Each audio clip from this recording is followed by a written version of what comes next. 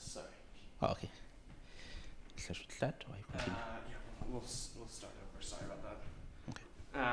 All right, welcome back, everyone. I'm here with Mr. Chris Carl Katungu, who is an organizational and industrial psychologist. Could you explain the difference between that and a clinical psychologist? Most people think, when they think psychologist, they think someone like Jordan Peterson or I guess he's the biggest name in this, but he's a clinical psychologist. What's the difference between that and industrial? All right. So industrial and organizational psychology is a subfield of psychology as a discipline. And so while psychology in general, we basically study the behavior of people and mental processes, industrial and organizational psychology, we're interested in understanding the behavior of people within the context of organizations. So depending on where you do your training from, the field is called different names. In the US particularly, it's called industrial and organizational psychologist. In the UK, it's called occupational psychology, and it's a protected title. Okay. In Canada, I think they'll have it industrial psychology. Australia, they'll have it organizational psychologist. Okay. In Zambia, the discipline is sort of not yet well developed, but we go by the term industrial and organizational psychologist, perhaps because of interaction with the US and South Africa and other fields. But I did my studies in Europe, in Sweden in particular, at Linnaeus University. I graduated in 2018, and I pursued a Master of Science in Industrial and Organizational Psychology. Okay. Now, in mainstream Europe, in other countries like the southern part of Europe, they'll call it work and organizational psychology. Others will call it work, occupational and organizational psychology. So the title is varied depending where. Title varies. But basically, we study human behavior within the context of businesses, organizations. So countries like Germany will call them business psychologists. Okay. So we're the people that help people and organizations to improve, become more efficient, become more productive, improve the well-being of employees, but also ensure that the structure of the organization is sort of well and functioning properly. Right. In a sense, you could view it as a major of three different disciplines, or at least that's the way I view it better. So you have psychology general, you have human resources, and then you have organizational development. Okay. Clinical psychology is a whole different field, and I think it's very common in the US and a few other developed countries. Yeah. And of course, Jordan Peterson is very famous for that. But its focus is more to do with the clinical major issues of individuals, depression, post-traumatic stress disorder, those psychological issues that affect individuals. Okay. That is the difference. They focus more on the psychological issues, the mental issues that affect people within the day-to-day life, while we focus more in the business world. Right. Okay. That makes sense. And then you said in England or the United Kingdom, it's a protected label. What do you mean by that? So in the UK, they have what are known as work and organizational psychologists, which is just a general industrial and organizational psychology. Just like in the US, in certain states, you need a license to refer yourself. Okay. Yeah. In the UK as well, it's a protected title in that not everybody can use that title. Only certain people who are qualified and have gotten that particular training can go by that title. Okay. So you need a certain level of licensing to be able to do that. Yeah. Okay. That makes sense. Okay. And then from that, psychologist and psychiatrist and therapist are all kind of, I don't know, I kind of have always thought of them as more or less pretty similar in what they do. Is there a difference between, is there like a major difference between what those three areas do? Do they deal with different parts of the human mind and actions? Yeah. So psychologists are behavioral scientists, basically. They study the behavior of people and help people with behavioral issues. Psychiatrists are actually medical personnel. They're basically medical doctors that have gotten a medical degree or qualification and are able to actually prescribe medication and offer diagnosis and treat people with mental issues. Psychologists, on the other hand, unless you go in the deeper realms of clinical psychology, then there's a certain level at which they're able to prescribe medication, particularly dealing with issues like anxiety and things like that. But it's only certain medication, and obviously those need to have been licensed in certain parts of the US. In Zambia, I'm not very familiar how that is, but clinical psychology is more of a bigger field in Zambia as well than any other discipline. but the difference is basically that clinical psychologists, they're just general psychology people or practitioners that do not deal with mental issues or treatment of mental issues. Psychiatrists are actually medical doctors Okay. and have medical qualifications and have the medical license. Okay. Therapy is sort of in between. So you could have a psychologist that could be working as a therapist, helping individuals deal with their issues and the like. So it's sort of an extension of psychology in terms of the practice level, the clinical psychology kind. Yeah, Okay. That's my view. That makes sense. And were you always like, is this always kind of you knew you wanted to be in psychology, or was this something you figured out you liked much later in life? Well, I only got to learn about psychology. So in Zambia, we do, when you've completed high school, we have a 1 year break period from school. Okay. Between the time you complete your high school and the time you go to university. And so during that time, after I had completed my education, my brother was at the university. He it so happens that he was studying psychology. Okay. And so I got to hear about it. So initially, my interest was, I was not really sure what I wanted to study. When I was in high school, it was like, well, I want to be a doctor, and I'm going to study medicine and the like, and everybody's dream was becoming a medical doctor. And then I realized after university, I'm not. This is not I for don't me. like this. No, I have no interest whatsoever. Yeah. And so during that time, I'm waiting to go to university. And so I go to university. I was raised up by an uncle who did environmental health. Okay. So he did environmental health at an institute called Chainama College in Zambia. And he was working for Ministry of Health. Interesting. And eventually left and then started working for World Vision. And that was sort of the only exposure that I had outside the medical doctors and the teachers. I knew for sure I didn't want to be a teacher. Right. So, and then I discovered I didn't want to Ironic. be a medical doctor. Yeah. And then I'm like, okay, since I don't want to be a teacher and I don't want to be a medical doctor, well, then I can do something close to health because my uncle and by extension of being exposed in that environment, right? So I'm like, okay, fine. My uncle was not for the idea. He wanted me to go to university, and at the time in Zambia, we didn't have degrees at environmental health level or public health. Yeah. So he was very sure that I needed to go to university, and that was what he was interested in. And only one particular university, the University of Zambia. Yeah. And so I was like, okay, this is tricky. I didn't want to go to the University of Zambia, so I'm like, okay, fine. Right. So instead, I went to the Copperbelt University and applied for a degree in environmental engineering. Unfortunately, I wasn't picked. He applied for me at the University of Zambia. Oh, that's funny. Right? And so I'm like, well, I'm not picked, I'm depressed. And then it just brings the application. Here, you've been admitted, you need to go to university. I'm like, okay. That's funny.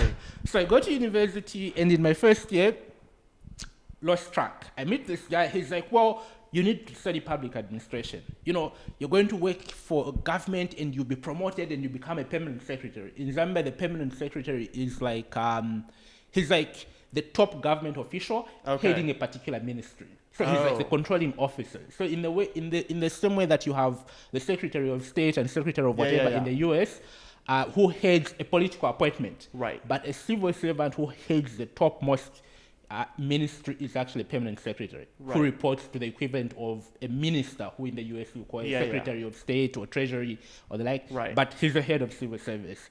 And so in my mind, I'm like, wait, I am looking for money. So this is what I'll go. This is where you go. Exactly. So in my first year, I lost track, studying public administration. And then when we went to second year, I realized, wait, this is not what I want. And then I got depressed. I was like, okay. And then I can't remember how things happened. I got ill and had to be away from university for like a year. No, not really a depression. I think I had malaria and a few other things. And so I ended up missing exams, and I wasn't able to recover in time to go and write what are called a deferred exam or supplementary exams. And so instead, I ended up staying for a year away from university. And then that year gave me enough time to think through what I wanted. And in my mind, I was like, okay, fine. My initial intention or desire was to study psychology. And part of the reason for me, I thought, was I was shy at first, talking to people, and you know, the ladies, I could barely talk to people. So I was like, fine, I am going to study psychology so that it can help me to be able to interact with people. Right. And so during that year when I was away from the university, I made a resolve, like, okay, fine, going back, this is what I'm going to do. But because I had changed the program in first year, I needed to make points in second year to be able to major in psychology. Yeah.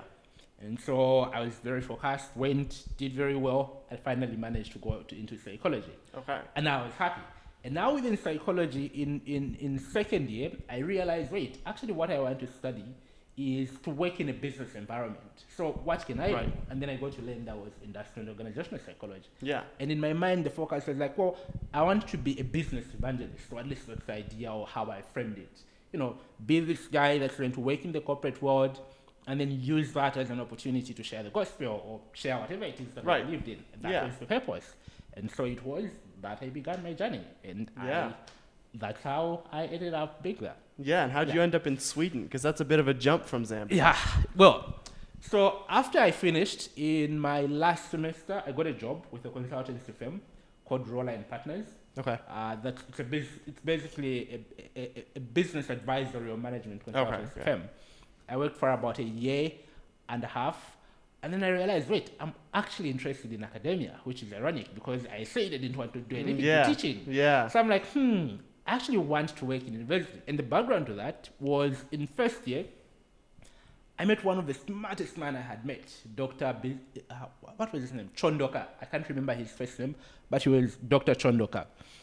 And he was very focused, very smart, and he had just taught us how to review a book. And so he gave us one of the books that he wrote, went and reviewed it, and they did very well. And then he was like, you're a good student. Continue working hard, and then become a lecturer and teacher. I was like, fine, this is it. Okay. So I was like, okay, fine, I'm going to be an industrial psychologist, but working in academia, because I want to do consultancy and research, but also lecture. So I was like, fine. Yeah. So I worked for 1 year, then went to the University of Zambia, where I was a teaching assistant for 2 academic years. And then after that, I applied to go study. Initially, I was looking at the Michigan State University for the industrial and organizational psychology, because I had heard it was like one of the best programs in the US or the world. So I was like, fine, let's try this. And so I began my application, but then they took long to respond or for me to get any feedback. So I was like, what's the option? I applied to the UK, in the United Kingdom, at Sheffield University, got an admission, but then the fees were too high at the time, and I didn't really plan that well. It was unexpected. So I had to think of an option. And so eventually I applied for a scholarship and got a scholarship to go and study in China. Okay. I went in China. So the funny thing in China is I was admitted to a university for a program that I applied for. And then I reach at the university, I find they actually don't have the program that I applied for, that they admitted me for. That's so they tell funny. me, okay, you're coming to study industrial and organizational psychology. They call it general term applied psychology with specialization in industrial and organizational psychology. And then I reach at the university in Chongqing, it's called the name of the town or province. And I go to the university, I'm like, okay, fine, I'm here, let's start.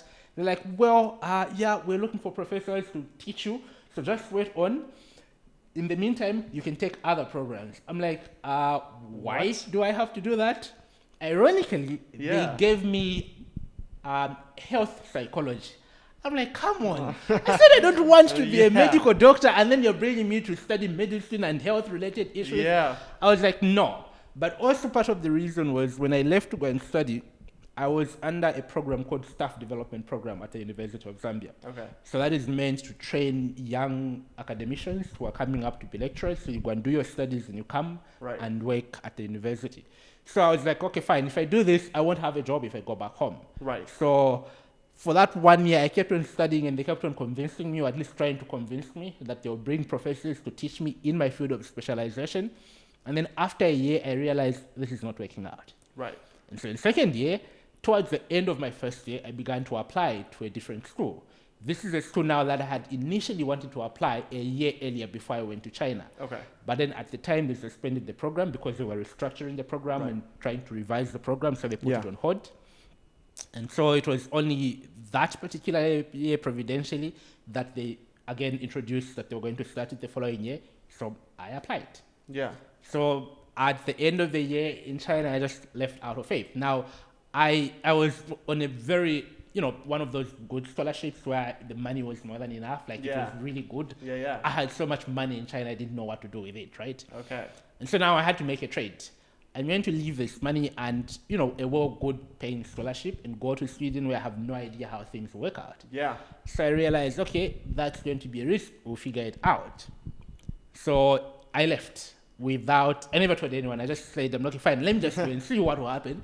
I can't say I'm leaving because in case it doesn't work, I need to come back. But let me just go. So I just left. And then coincidentally, things worked out well in Sweden. I got a scholarship under the Swedish Institute. And then, that's how I started studying in Sweden. And I was there for like 4 years. Yeah, a bit of a journey. Yeah, quite very unexpected journey. Yeah. So the amount of psychologists in at least the U.S. I don't have the numbers on Zambia, but in the U.S. it's gone from 75,000 in 2007 all the way up to 180,000 in 2021. So that's a couple years ago. But that was from the U.S. Bureau of Labor Statistics. Yeah. Why do you think we've seen such a rise in psychologists in the past couple years?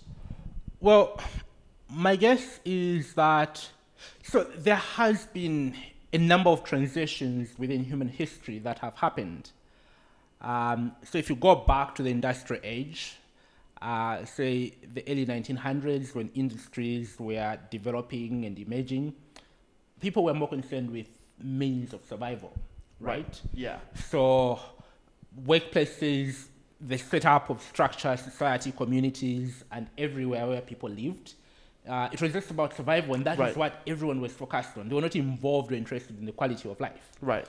And so from that period up until, say, the late 80s, or beginning the late 80s or 60s, maybe let's say 70s up to 60s up to about early 2000, this was an information age where people now had the means to access information. And so now there was a transition even within the workplace where now it was no longer about survival. It was trying to now be able to sort of have security, right? Right. And so those now we see the labor movement coming in. We see people are now interested in the rights of people and trying to protect those, right, and do all those things to try and enhance the safety, as it were, of societies, of workplaces. And so now you can just fire people anyhow. You need to ensure that workplaces have better, decent working conditions for people to be able to have decency. Yeah. Right. And then from about, say, the late 90s, early 2000 to date, it's now the digital or social age, as it were. And so now people are no longer interested in just having, means, the ability to survive. Yeah, it's no longer just about the ability to survive or just getting a job and retiring. They're now interested in the quality of life. Right. And because now people are more interested in the quality of life, there's a sense in which levels of individualistic have grown, and so now you're interested in the individual as a person, not the collective identity group, which, for instance, Asian or African societies are known for. Now you're more interested in knowing that people individually, they have good quality of life. And so issues like work-life balance are coming into play. Right. And so with that, it needs that you need people that are qualified to help deal with people with those issues. And my say educated guess in that would be that has therefore called for the need for psychologists, people who understand human behavior and can help people adjust to life or deal with the tragedies and realities of life that they have to struggle with and contend with. Yeah. So now it's no longer just about survival or just trying to have a job and provide for your family. It's just about the quality of life, and it's about a well-balanced, proper quality, good life that are advocating, including in countries or societies that are sort of developing, you would say, Africa or part of Asia or south of Latin America, where there's poverty is there, but even though poverty is there now, people understand that actually even as a person, you have the dignity as an individual that needs to be respected and treated with regard and all consideration. And so even that means that, you need people that can help you deal with that. And that is why I believe there has been a rise in the number of psychologists in the US and world over, including Zambia, actually. Yeah. But like people back in the 1960s and 70s probably had many of the same issues, probably not all of them that we have now. I mean, they dealt with people dying and being sad. Why, and they didn't have like psychologists, or maybe they did, but you saw a psychologist once a year, maybe. Exactly. do you know, or would you have an educated guess why people have suddenly had found they have a need for psychologists more? Well, in part, so part of the other things that I'm doing is that I am now going in my fourth year at the University of Zambia studying for Okay. a bachelor's in law. Oh, Right? really? Okay. Yes. And so one of the courses I have been doing or taking in the last semester or term you would call it is human rights. And so with that, that has meant that now the level of awareness and consciousness among people the world over has increased. And so even though in the 1960s and the times before, people still had these issues, they dealt with war and had to deal with post-traumatic stress disorder, they had Right. to deal with depression Yeah. and all these other things, Yeah. but also poverty was high. And so people didn't really have enough in terms of disposable income that they could then be Right. able to, seek help. Yeah. But also because people are now well informed and have access to the facilities. And so they can now be able to reach out to that. Right. There have been human rights advocacy and the industrial relations movement that have been advocating for people having a proper, balance in terms of just the quality of their well-being. Right. And so now, because people have income and access disposable wherever the world over, the levels of poverty have significantly increased, and now people can then be able to pursue, other qualities of life. Right. So if you are familiar with Abraham Maslow's the pyramid of motivation, Right. you see that at the very bottom, the moment you begin to meet certain basic necessities of life, food, accommodation, Right. people want to pursue other things, protection, love, relationship, and self-actualization. Right. And so once they have met those basic needs, they rise up the chain of motivation and want to pursue other things. And Yeah. that's why I believe that the need for this, and therefore by extension, the services provided and the Right. demand for them has increased and will probably Yeah. keep on increasing. And do you think it's a good thing that we have this many psychologists? Do you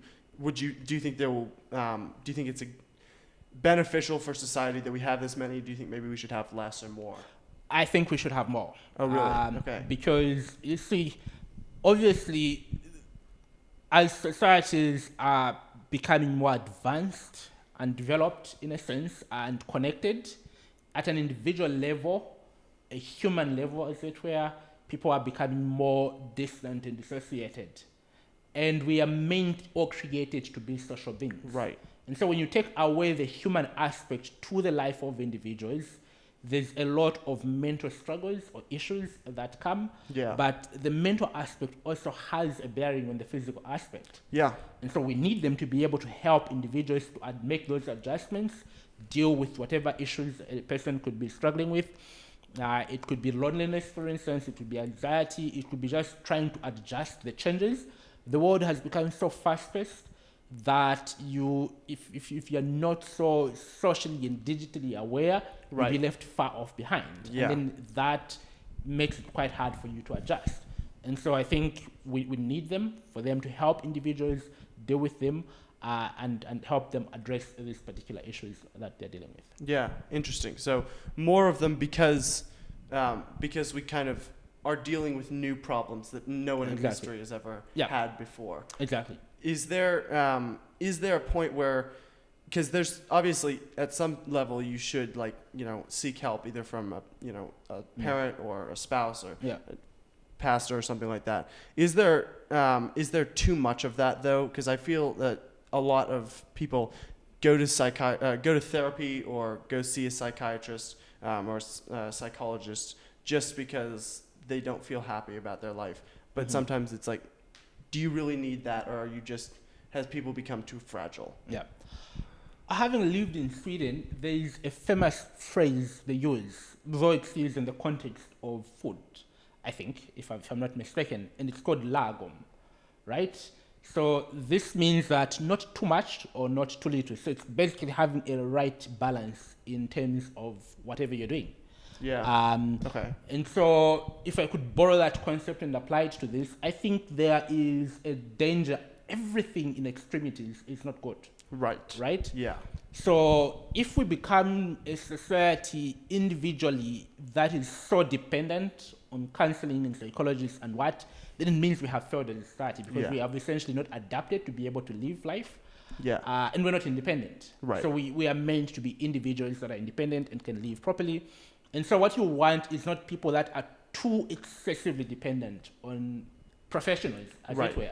You need the right balance. Yes, you need to be able to seek psychological support or clinical support, whichever you want. But it should not be where your whole life is predicated upon. Right. No, there needs to be moderation. Yeah. So yes, seek it. But if you have to seek it every single day or every single week or what, then I think there's a problem. Yeah. I think there are times when realities of life strike in and you need help. Right. To help you adjust, and once you've gotten enough of it, then you can progress. Because you would not be, a normal, proper, functioning member of society if you're dependent on other people. So you need that moderation. So I think that yes, there's a danger. We can become so dependent. It's like an adult. You're above 25, let's say, or in your 20s or late 30s, and you're still dependent on your parents. There's a problem. Yeah. Right? There's some level of independence that you need to have because you have grown, you have matured, Yeah. and so are able to adjust in life. And so I think that is what I think. We shouldn't be so dependent on professionals. There needs to be moderation. Yeah. Okay. Interesting. The EU made a law. I don't know why. Yes, I heard about it, but I didn't read or get into full detail to understand it. Yeah. I don't know why, but the EU is insistent that the camera only record for 30 minutes. They could have made it 45. I know. An hour. Yeah, I know. It's somewhat ridiculous. Anyway, so psychology is the study of human and animal behavior, and specifically mental behavior, Yeah. right? So obviously that's been used by governments across, millennia when they're dealing with their people, and people use it every day when they're dealing with situations in their life. Why is to what level should it be used? Because obviously there's a point where you're using too much psychology, you're looking at people too analytically and logically, but there's also a point where you're not looking at people logically at all. What is kind of that balance there when you're looking at people? Yeah. So obviously, one of the complex aspects of human beings or our existence as people is the mind, right? Right. We have been able to make so much strides in understanding almost every aspect of, the human anatomy, but the mind, there's a lot to learn. Yes. And so people know and understand the power of the mind and what it is able to do. And so very advanced societies, you would say, like the US, for instance, or the UK or Russia or any of these countries, have been able to apply or tap into that and use it. You could argue for good or bad, depending on which side of the aisle you are at. Yeah. And so that has been the case. Now, obviously, in psychology, as with many other disciplines, we are guided by the code of ethics, which has been enforced throughout. And particularly in this modern age, the American Psychological Association has played a bigger part in ensuring that we are constantly upholding that. But that is not to say that there has not been room for abuse. So it could be abuse in a number of scenarios, where, for instance, deception technique, like in an interrogation technique. Yeah. So one of the courses I did was criminal and forensic and criminal investigation. That's fascinating. So it's basically the application of psychological principles and the understanding of the human behavior into the legal discipline. And so you understand a lot about crimes and the like and investigations and all that. And some of the things that we learned were basically that. Some of the abuses that have been applied in different contexts. Of course, governments do not agree that they're doing that. But there has been a lot of evidence in terms of how that has been abused, particularly torturing people, where they want to investigate issues and they subject people to psychological warfare, you would call it, and manipulate people to do all kinds of things, which in modern mainstream psychology would be considered unethical. Yes. So there has been that abuse. And I would like to believe that even countries in Africa would probably apply that at a certain level of let's say, of warfare. Political warfare, you would call it, in Africa, where they're using manipulation to try and gain advantage or intimidate other people. in that regard. So there has been instances and places in history where that abuse has been applicable. Yeah. So, One of the oddest things about the U.S. is every 20 years or so, the CIA will suddenly announce that, yes, we have been performing studies on humans, but we stopped everyone. Don't worry. We are done with that. And then 20 years later, oh, yeah, we were still doing it, but we're done now. Exactly. But, yeah, it's a very odd thing. Is there any difference between, as you've gone from different countries, obviously China and Sweden, I don't know if you've been to America. No, not yet. Okay, well, at some point. Yes, definitely. But is there a difference between the studies of psychology in Africa as opposed to those other countries? Yes, very huge difference. Okay. So my sense, let me give a typical example of Zambia. Our study is not well provided in terms of the necessities that you need, the facilities that you need. Okay. So for instance, when I was studying, when I went to China, there are things that I was shocked that I should have learned during my bachelor's degree, but they weren't covered. For instance, we're supposed to have labs, and I had maybe like 2% exposure in a psychological laboratory. And even that exposure, these at the University of Zambia, for instance, were labs that have now since been turned into offices. Right. And so they basically don't have labs. Yeah. Maybe now they do, but there was only one place where you could be able to do that. Right. And so the level of study, the depth of study, the exposure that we have to knowledge and technology is lacking. And so even the quality of our studies conducted in Zambia and by extension in Africa is not as advanced as other countries. And so I go to China, for instance, and then to my shock, there's an entire laboratory where you can study issues of personality, you can study different things, neuropsychology, for instance. They have a lab entirely dedicated to that. Yeah.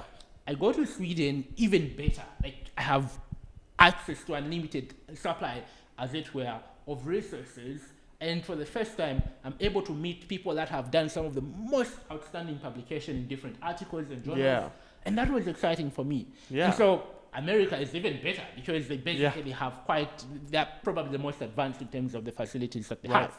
And so my observation has been that, yes, the difference is very huge. One would almost claim it's literally day and night, or maybe evening and day, right? Because like, we in Africa, in many African countries, maybe not all of them, but the most of them, maybe 95% of them, we don't have the proper facilities to be able to study. And so even a number of our publications are not world-class standard publication, or at least in those top-tier journal publication, because of lacking of facilities. So the differences has been great. But also because some of the things that we are going, like that I'm interested, for instance, in studying, it would be quite difficult for me to get funding, right? I've been trying to study the subject of bullying in the workplace. I've tried to write a few and apply for, funding here and there. I've not been able to do that. And so that has taken me longer than I would normally have wanted to be able to study things within the particular context of organizations. The government of Zambia, for instance, under Minister of Labor, is the one that would be interested, or at least would come close to what I study. As a matter of fact, I'm not able to apply my expertise as an industrial and organizational psychologist. So I'm working within the context of HR. That's the closest work I can do. But part because of funding, because of facilities, because of access to facilities that I would need. And so that difference is really huge in terms of that. But also the level of studies would probably differ.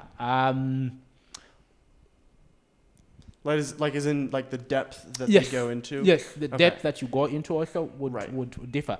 In Sweden, it's fascinating how they study everything and literally that they can. Because, there are different groups of people willing to fund those, government, private individuals, institutes. You have all these organizations, and so they can study in more detail and everything. But here we are limited based on who has access. Is there any difference in the actual material itself, or in the way that people look at the psychological studies, or is it mainly just in the resources and the time available? Well, you could argue and make a case that there is a difference. Let me give you an example of a subject of intelligence. Okay. how we view and conceptualize intelligence in Zambia. Okay, let me categorize it in two. So there's those of us that have the privilege to be able to study at an intellectual level, go to university, Right. and our definition of intelligence is pretty much the same as you would in the US or any other developed country. Yeah. But go in the peripheries of Zambia, the rural areas of Zambia, and study intelligence, for instance, what you define as intelligence and conceptualize as intelligence by people ordinarily in the ordinary sense of, modern society in Zambia and the US will be different from people in the rural areas. So when I was doing my bachelor's, one of the professors who had done remarkable research in intelligence, Professor Robert Sopel, had studied intelligence in the eastern part of Zambia, where, among other things, what he found as what they defined as intelligence is the ability, for instance, to be able to make a toy car, but not in the traditional sense of a, or more contemporary sense of a toy car, as you know it, yeah. but a car using, wires. I'm not sure. You know what wires are, right? Yeah. Like the electrical wires. Yeah, electrical wires that are found in cables, Right. and you make a car out of that. Or mud, using mud, and you make a car model out of that. Interesting. Or being able to head cattle in the rural areas, that would be considered a form of intelligence. Being able to do certain things to hunt or do other things, milk a car, is it milk a cattle or bull and get milk out of that, that would be considered a level of intelligence. Yeah. Interesting. And so if you gave a student in those rural areas, say, a mathematical problem that they had to conceptualize and at an abstract level, comprehend it, solve it, Right. they'll probably not be able to do it because that would not be intelligence for them. So there is a difference in the way we study subject in terms of the content, but also the way we view and understand it, depending on which society you look at. So that would be an example of that. That's fascinating. Yeah. Yeah. So they view more of your capabilities when it comes to day-to-day life is Exactly. seen as more valuable than Exactly. your practical intelligence. Exactly. Okay. Actually, you can be a professor who has attained all these academic accolades, and then you fail to do just the basics of life, Right. and you're not be considered intelligent. Yeah.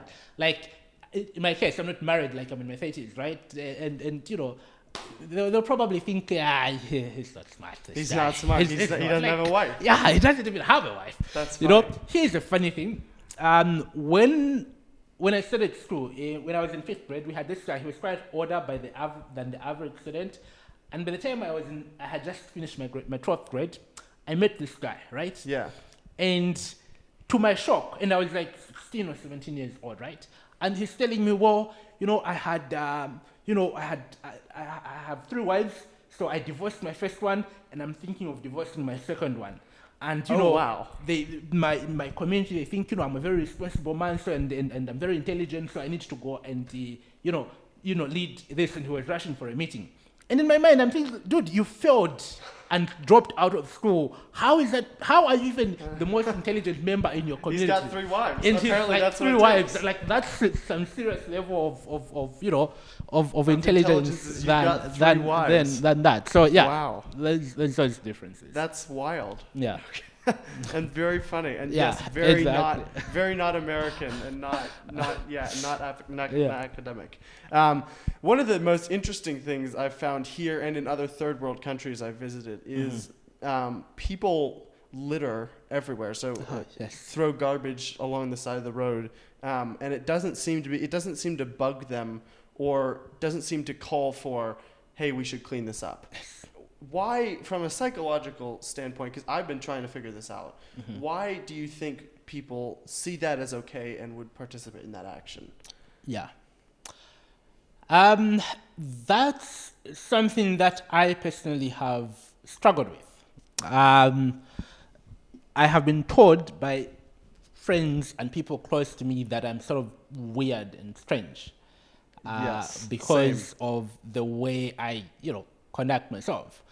If I have a bottle of water, I've drank it, I'm not going to throw it anywhere. I'll go with it until I find a trash can. And I'll put it there. Yeah. I'd rather keep it in my car. Like, right now I don't have a car, but when I had a car, I said it, I would rather keep the trash in my car than throw it out. Right. And I would see people driving very fancy car, a brand new Mercedes Benz. Right. And people drink water and then they throw it out. It And I would honk at them because like it literally gets under my skin. Yeah. And I think for me, having grown up in this society where that is sort So of normal. okay and normal, Yeah. it has always bothered me. But part of my understanding, or at least insofar as I have come to understand it, is that it's the cultural context. It has to do with just the culture and the setup where people are brought, where responsibilities have not been ingrained in the way we are taught. I've always found it strange how that you can go to a certain, let's say, fancy area in any part of Zambia, say Lusaka, because like it's a definition of fancy you can have in the country. Right. Go to any of these fancy places, you find they enter a yard, you find it's very clean. Yeah. But just a few meters outside the gate, it's like trash and garbage and cut glass. It's dirty. And I've always been troubled by that. And so I have just come to understand that part of the culture is that we are not taught responsibility in that regard, but also the level of consciousness and awareness of the impact that our behavior has on the environment. And for me, that has particularly been ingrained having lived in Sweden. In Sweden, I was in a town called Växjö because that's where the university was. So the university I was at was in two towns. There's a city called Växjö and another one called Kauma by the seacoast. Now, Växjö, for the period I was there, was voted as the greenest city in the whole of Europe. Oh, okay. And not like actually green, but like it's green in every way. Carbon emission, really? But also just the plants, the trees, trees. Yeah. So they have quite a number of trees and plants and lakes around it. So the place is very green. Literally, if you were to look on Google Map, literally, you'd see videos on YouTube and the like of Växjö. Right. Maybe now it has changed, but it was green everywhere. You walked around. There were parks. There were forests. It was green in every sense, not only at a carbon level and emission level, but also in a practical sense, trees and that. Yeah. And so the level of recycling there was like top notch. Fantastic. Yeah. Everything was recycled from plastic. So literally, after you've used a bottle of water, you'd keep it, and then you go to the mall. There's a machine where you deposit the bottles, and then it calculates. You can use that to go and get exchange for products. Yeah. Within the store. Yeah. And so for me, having lived in such an environment and seeing how actually everything could be recycled and used of, I have come to realize that part of the reason, first of all, is just the level of awareness that we lack, the culture where responsibility is not taught and ingrained within that, a lack of understanding of the impact of human behavior. We have a responsibility to, in our effort from a biblical point of view, where, you have to have money dominion, as it were. Right? And you have to have control and responsibility of your environment. Right. But that has not been taught at every level in any way. There are very few people, yes, that are conscious and mindful of that and do not do that. Yes, but the majority of the people in Zambia don't care. Yeah. And so they will litter. It doesn't matter at what level. You'd assume that at least for people that are well educated or people that are coming from affluent areas would be more responsible. But they're not. There hasn't been any distinction. They are just as bad. Much of the litter that you find along the highways, it's been thrown by many people who are driving. They're just drinking through trash, which is very strange, and I personally find it quite uncomfortable. Yeah. But my understanding and the conclusion I've come to, and this is based on anecdotal evidence, is that people are just not culturally trained and informed. Responsibilities has not been taught, but also the level of awareness. And so that is what we need to do. Because as you may know, just a few weeks ago, we had been struggling with the pandemic or epidemic of cholera. That is as a result of lacking responsibility. If we begin from the basics of people picking litter and keeping the environment clean and sustainable, all that would not happen. Right? Jon Snow, the person who is attributed to have discovered that actually cholera is preventable in the US? I think I can't remember whether it's in the 1800s or when. I think I've heard that name before. Yeah, he's the guy who actually discovered at the source where cholera originated from. Right. And just cleaning up the mess, that helped deal with that issue. Yeah. And so that's where we need to be. But then we haven't. And unfortunately, I think that part of the way we could deal with that is by making it mandatory or legal that every member of society is responsible for that. So beginning with a household. Right. So for instance, if the local authorities came up with a rule that, or a law, that people from their house 2 meters away from where their yard ends, they are responsible for keeping that area clean. Right. That would change the attitude. Yeah.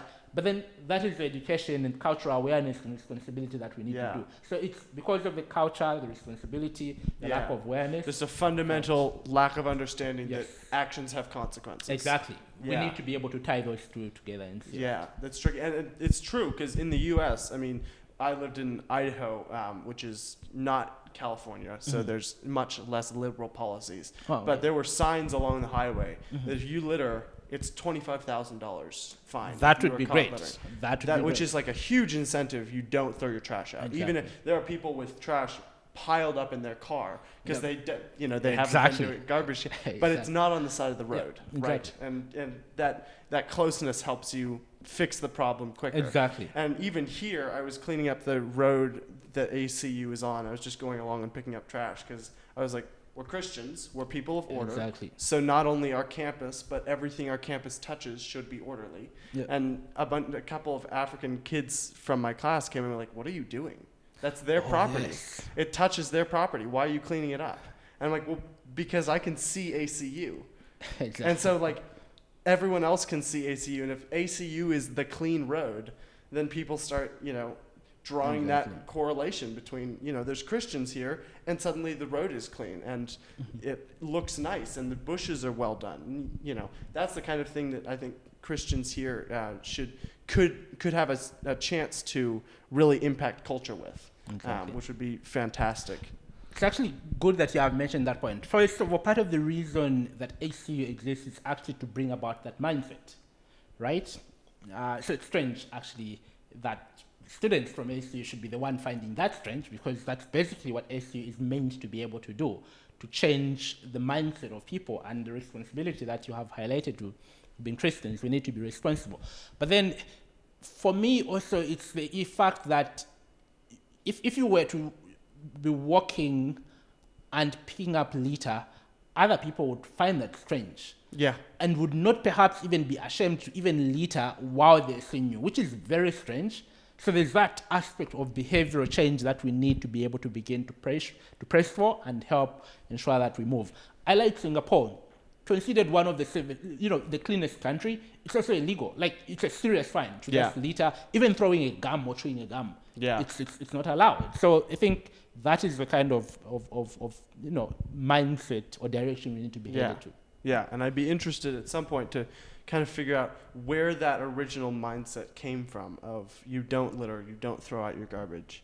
I don't know where that came from. I was still trying to figure that out. But it's a very Western, or not even Western, but like a very developed nation. Yes, I think developed nation is more of the right way to conceptualize it. There is, in a sense, levels of correlation and responsibility that come with being a developed country, because obviously there's a behavioral change that comes as a result of that. Right. So obviously that is very endemic. Now, I'm not sure if it's a factor of poverty that causes people to litter, maybe an area of research that would be explored. But it's very much... I don't recall. I have visited quite a number of countries in Europe. Yeah. And there's only one part where I as I was visiting this place, I found it quite like it was so dirty and messed up. And I think it must have been in Belgium, either Belgium and France. So there's this part of town which was like I was so shocked when I saw it, and I couldn't believe. I was like, wait, but this is like supposed to be the epicenter of European Parliament. and what.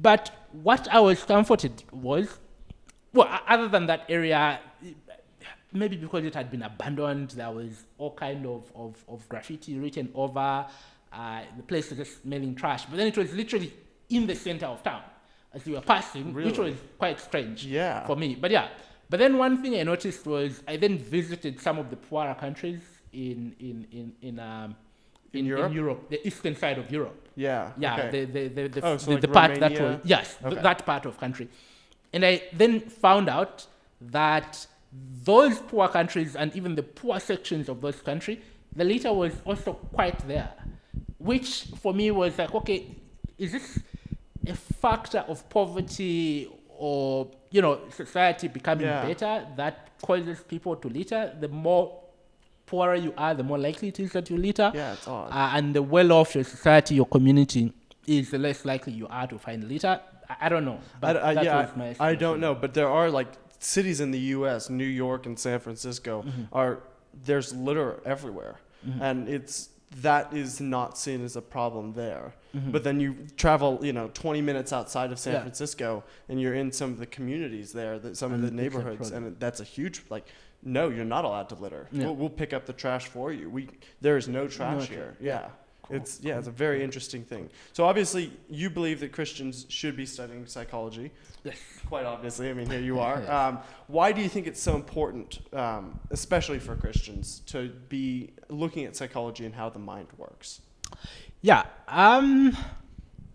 So when it became clear for me that I was going to study psychology and major in psychology, one of the questions I got a lot, including from Christians, was how, as a Christian, why I wanted to study psychology. Because at least many people, or some people, believed that it would make me become an atheist. Oh, really? By the time I was done with my studies, I would have changed and became an atheist. And so I don't know whether that was true or not, but what I believe in terms of insofar as salvation and how it occurs, I don't think that was possible. But let's for a moment entertain the idea. And so with the assumption that they were right, they could be right that I could become that. And so for me, it was just a point of even much greater interest that I should study this. Yeah. And so I believe that Christians, yes, should study psychology as much as they should study any other discipline, because we need people that have a right understanding and balance of the two, right? Everything essentially stems from God, right? If we view at it, we are interested in the study of whatever discipline it is in the pursuit of truth. And the Lord Jesus Christ would pray, for instance, in John 16, when he was praying for his disciples, that sanctify them by your truth. And he goes on to say that your word is truth. Right. And so if we are looking at the pursuit and definition of truth, and which is essentially what every discipline should be about, we should be interested in pursuing truth. Now, we can pursue truth in one of two ways. We can pursue truth with the right objectives and mind, with the desire to be able to actually find the truth and be able to apply it, or with a distorted view, in my estimation. And that distorted view is the idea that somehow truth or the pursuit of science or whatever other discipline is counterintuitive or contradictory to what God and the pursuits thereof entail. I think that everything is founded essentially in God, because essentially in the pursuit of truth, we're talking about a level of faith and belief that you need. You have the belief in the truth that it will lead to something, and essentially that's what the gospel is about, the pursuit of truth. So I think that Christians should study psychology and then be able to argue for the right view and perspective of the discipline. So, interesting. And how should Christian psychology look different from secular psychology?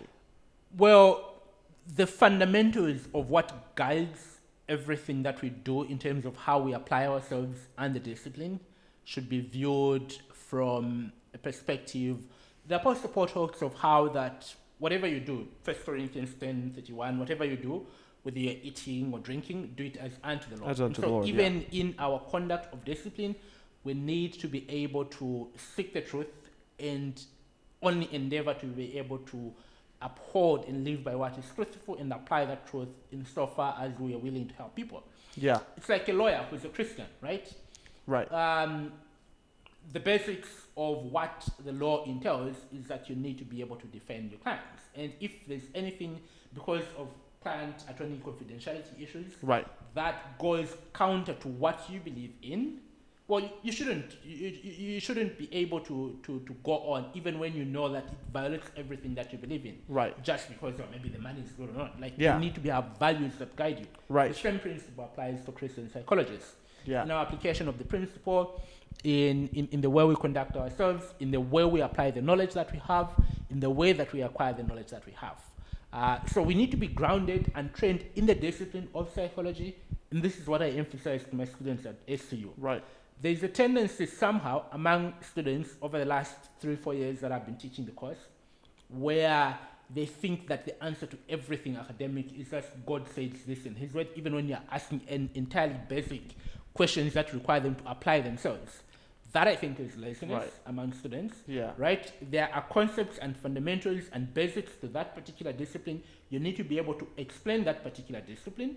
Right? If I ask you, for instance, for instance, does the personality of any employee affect their behavior within the workplace? Yes. Don't just say that, because God says, you should be able to do this, and then you leave it at that. You need to be able to Right. explain how does this behavior or personality affect the behavior of an individual in the workplace and the implication thereof, and then apply the biblical application of that. So with Yeah. this is therefore how I view it in light of the scriptures. Yep. That is what I'm looking for. Students who are able to think and reason appropriately and apply themselves faithfully and diligently. And I think that is Yeah. why Christian psychologists need to do and how they need to conduct themselves. Yeah. The fundamental foundation for any study when a Christian looks at it is God created this. Exactly. As Isaac Madsen says, he's fond of saying, the glory of God is to conceal a matter, but the glory of kings is to search things out, and not just to kind of like, oh,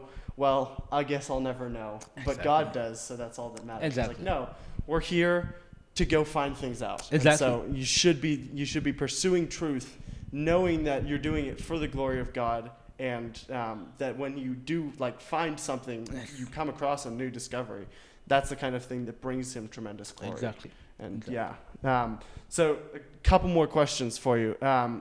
What would you say to Christians who are interested in pursuing psychology and are maybe coming across people who are saying, you might become an atheist, or it's a very pagan study? What would your encouragement be to those kind of people? Yeah. Well, I think, first of all, straight on encouragement that they should go ahead. Yeah. Study the Go do discipline. Go and do it. I think it's actually a good discipline. But I think that studying the right study of any particular discipline fundamentally should bring you to God and the realization of who God is in terms of what that particular discipline has. Yeah. I know there are controversies in any discipline. Sciences, for instance, others would argue that you cannot be a scientist and be a Christian. Well, it's argued that Isaac Newton was a Christian, Yeah. and many others that have been Christians and have still gone on to pursue that. Yeah. And so I think that is it John Lennox, the British professor mathematician, who has actually been trying to demonstrate that. I've forgotten his actual name, but he's a professor. He's from the UK, and many others. So I think that people that want to study psychology and are Christians, I think they should study it. So Right. first of all, salvation as we know it is a gift from God, and God is the one who gives and serves it unto people. And so your right understanding in salvation and the fact that you believe in the true God, the God of Of the Bible. the Bible, Right. I don't think that could cause anyone to fall away from the faith. Obviously, it can cause you to ask a lot of questions, Right. curiosity, and Which is and a I good should. thing. It's a good thing, Yeah. right? I was told that I'm quite what was the word? Inquisitive. I'm inquisitive. People at first would think that I'm too controversial because I ask a lot of questions and I'm always curious about things. But for me, that is what has helped, right? Knowing something and investigating it and questioning it. And that's what, people who are Christians and want to study the discipline should be doing. Study the discipline, be open to learning. And I've always argued that the best way to prepare any Christian is not to shield them from anything, right? Because if you're going to shield people, then you have not trained them enough to be able to reason and analyze things. Well, at least from intellectual. Exactly. There are some things you should. Of course. There are certain things that you obviously shouldn't be able to expose them. But what you want to do is to allow them to explore knowledge so much that they know what is on both sides of the aisle and be able to apply it, and then systematically question, criticize, and break it down, and then apply themselves. It's like I don't know if you've heard of David Wood and Nabil Quresh. I think yes. I've read his book actually. Yeah, Seeking Allah, Finding Jesus. God. Yeah, great book. Very smart guy. Yeah, and I have learned from them and a number of other psychologists that you can actually be able to do both. Yeah, study psychology as a Christian and still come up out on top of your faith and be influenced and inspired by more. At least I've been able to experience that, and it's been quite interesting. Yeah, no, absolutely, and pursuing God will lead you down many different paths. Exactly. But if you have the courage to kind of go find those, because you'll always come across things even in the Bible where you're like, hey, what does this mean? I'm lost. I'm confused here. And does this match up with this other passage that I found? So you should be. I was talking to a guy. I was kind of arguing against. He was homeschooling his kids, and I was saying the benefits of having to go head to head in a debate against someone who radically believes you're wrong. Even when you're both Christians and you both believe God, but he says you should baptize your kids and you say you shouldn't, right? Exactly. Having to go head to head with that and engage those ideas in a very combative way is so good for understanding your position more thoroughly, which is it's a fantastic thing. So you're going into psychology. It's the kind of thing where you're going to run into a lot of atheists. There are tons of atheists and agnostics all over psychology. But that's the kind of thing where your faith will, if it's real faith and you have that community and you're reading your Bible and praying, your faith will grow much stronger because you're testing against things all the time. Exactly. Yeah. Actually, when I was doing my bachelor's degree for the first time, there were two guys who had been studying psychology who at least claimed they were atheists because of that. Now, I'm not sure if it's because it's as a result of studying psychology or because they were just not believers. Right, yeah. They just used it as a justification. But there's always that side of things. And I've found people that have studied theology or have been pastors and have turned out to not be Christians.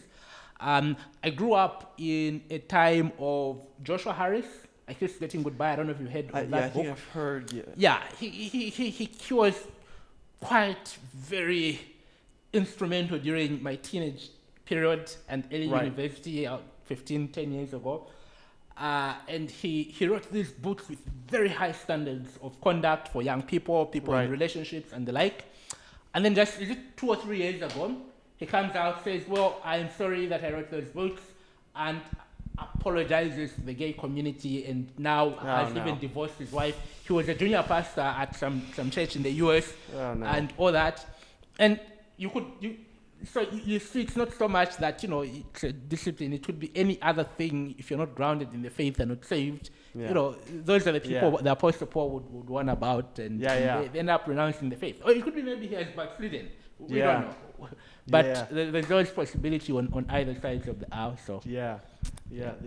The apostle thing. I'm also running. exactly. I had someone argue that there are apostles. The Oh other day, yes, and then there's I that. was like, no, there aren't, and there aren't prophets. And I think we're gonna have that discussion too. Yeah, But I am looking forward to hearing the outcome of that discussion. Yes. Hopefully, I can be able to attend. hopefully at some point it'll be on Disputatio for Oh. ACU, and then Oh, okay. then we'll have a formal discussion. And Great, it'll be published and whatnot. But yeah.